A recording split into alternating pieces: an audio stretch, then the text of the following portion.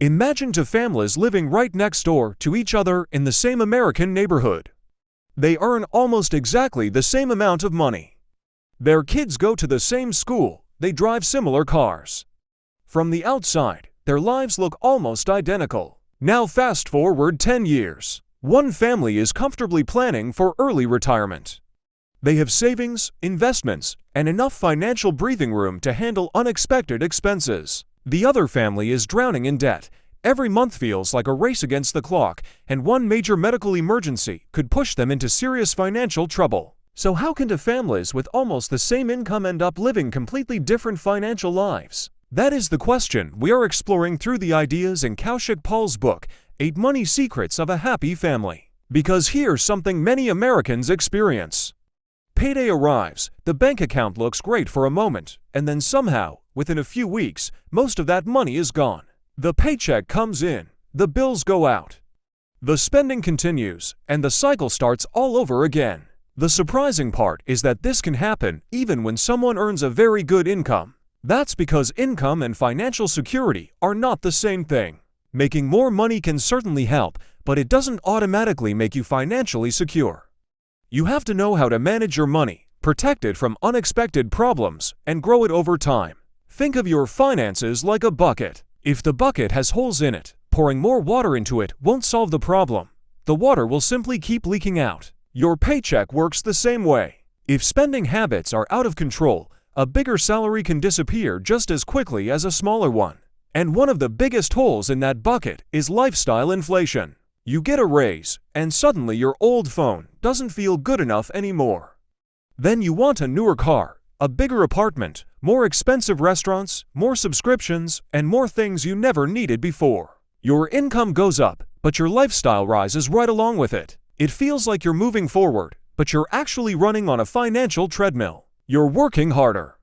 You're earning more, you're spending more, and somehow, you're still standing in the same place. New purchases can give you a temporary feeling of progress and excitement, but that feeling doesn't last. Eventually, wants start looking like needs. And that's when the real problem begins. The groceries, education, insurance, and other necessities have to compete with gadgets, vacations, entertainment, and other lifestyle upgrades. At the end of the month, the paycheck is gone.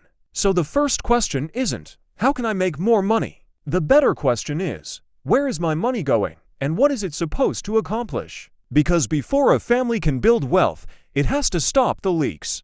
So, how do you stop that financial treadmill? The first step is simple, but it can feel uncomfortable. The family needs to talk about money together. Many families avoid these conversations because they think money discussions will create arguments. One person wants a new car, another wants to save or invest. The kids want the latest game or gadget. So why not let one person handle the finances while everyone else stays out of it? Because silence doesn't create financial peace, it often creates financial confusion. When only one person knows what's happening with the family's money, everyone else may assume there's more money available than there really is. Then, when their requests get turned down, they may feel like their wants are being ignored. But when the family understands the situation and agrees on shared goals, everyone starts working toward the same future. The family becomes a team, and that team needs clear goals. Saying, we should save more money, isn't really a goal, it's just a wish. A useful financial goal needs 3 things: why, how much, and when. For example, instead of saying, we want to pay for our daughter's college, make it specific. 8 years from now, we want to have $25,000 set aside for her education. Now the goal has a purpose, a number, and a deadline. That clarity can change everyday decisions. The next time someone wants to finance an expensive new phone, the family can ask, does this purchase help us reach our education goal, or does it take us further away from it? That's the power of having a clear financial target. But setting the goal is only the beginning. The next question is, where should that money go? This is where many people make another mistake. They chase whatever investment is producing the highest return right now. Maybe it's stocks. Maybe it's cryptocurrency. Maybe it's another high-risk investment. But investing shouldn't be a competition to see who can make money the fastest. Think about a race car. A race car is incredibly fast, but if you're only driving a few blocks to pick up some milk, using a race car doesn't automatically make the trip smarter. The same idea applies to investing. The right investment isn't necessarily the one with the highest return. It's the one that matches your goal, your risk tolerance, and especially your time horizon. If you need the money in 1 or 2 years, taking huge market risks may not make sense. For a short-term goal, protecting your money can be more important than chasing maximum returns. For a long-term goal, you may have more time to handle market ups and downs. So don't choose the investment first and then figure out what it's for. Start with the destination. Then choose the vehicle that makes sense for the journey. But even the best financial plan can be hit by something you never saw coming. And that's where the next piece of financial security becomes critical: an emergency fund. An emergency fund may not feel exciting, it's not going to make you rich overnight, and it may not produce the highest return. But that's not its job. Its job is to protect your family when life doesn't go according to plan. A sudden medical expense, a job loss, a major car repair, an unexpected bill. These things don't wait until your investments are doing well. Imagine a family that puts every extra dollar into stocks or property because they want higher returns. Then, suddenly, they face a major emergency and need cash immediately. They may have plenty of money on paper, but that doesn't mean they can access it quickly. A property can't always be sold overnight. And the stock market could be down at exactly the wrong time. So what happens? They may turn to credit cards or expensive personal loans. One bill leads to another loan. The loan creates another monthly payment. Then savings start getting used to cover those payments. Before long, the family can find itself trapped in a debt cycle. That's why an emergency fund is more like a shock absorber than an investment. When a car hits a pothole, the shock absorber helps protect the vehicle from the impact. An emergency fund does something similar for your finances. It doesn't prevent the pothole. It prevents the pothole from destroying the entire financial journey. And this is also why debt deserves serious attention. By now, pay later plans can make borrowing feel harmless.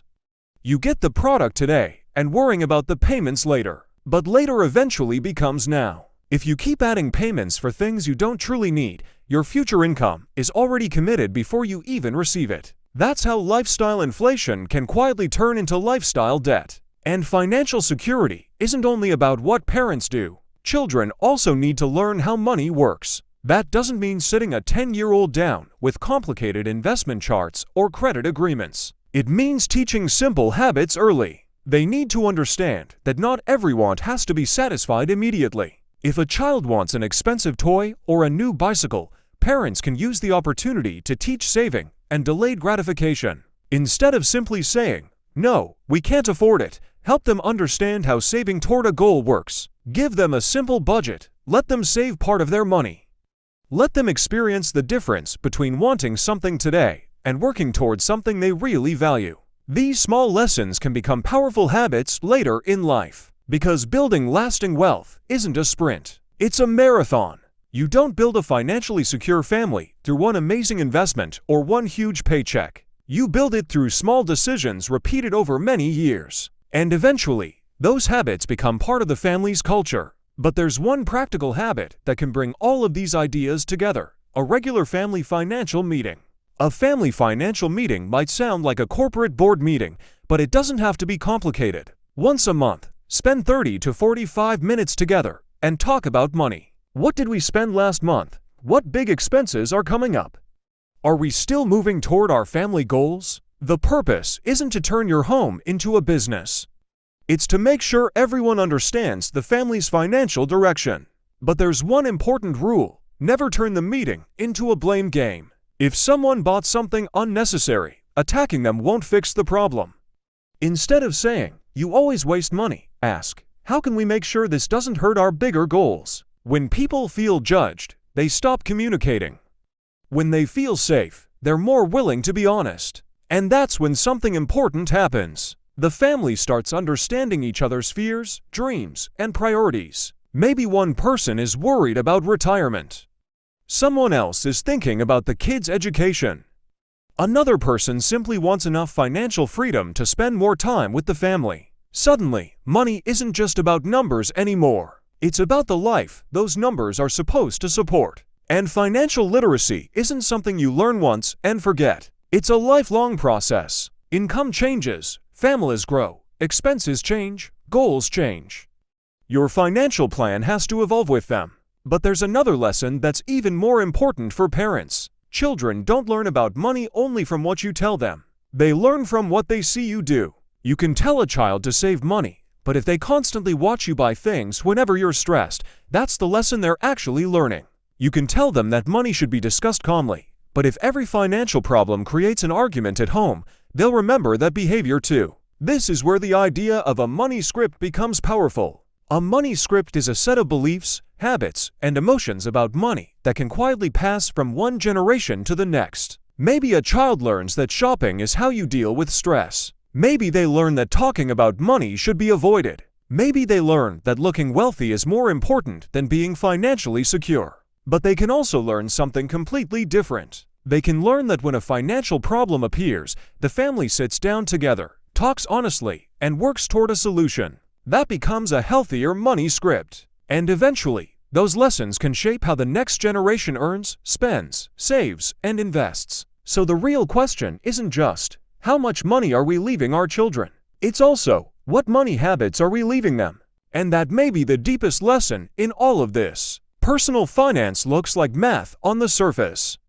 Income, expenses, savings, investments, debt. But underneath those numbers are human emotions, habits, fears, and relationships. Maybe the financial equation was never the real problem. Maybe the problem was that we were trying to solve it alone.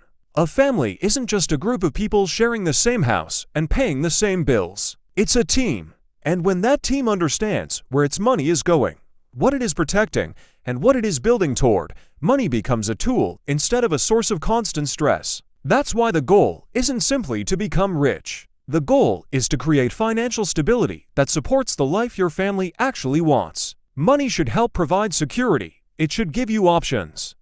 It should help you handle unexpected problems without destroying everything you built. But money itself should never become the definition of a happy family. Real happiness comes from relationships, trust, understanding, and the time people spend together. Money can support those things, but it can't replace them. So the next time you look at your bank balance, don't just see a number. Ask yourself what that number represents. Does it reflect your family's goals? Does it provide protection for the unexpected? Are your spending habits moving you closer to the life you want, or are they keeping you on that financial treadmill? And most importantly, what are your children learning from the way you handle money today? Because the financial habits you practice now may become the habits they carry into their own future. The family that builds wealth isn't necessarily the family that earns the most. It's often the family that communicates, plans, protects what it has, invests with purpose, controls lifestyle inflation, and stays consistent for years. Two families can start with the same income. They can live on the same street, drive similar cars, and send their kids to the same school. But 10 years later, their lives can look completely different. The difference isn't always how much they earn. Sometimes, it's what they do with what they earn. And that's the real secret. Don't just work for money. Make your money work for the future your family wants to build.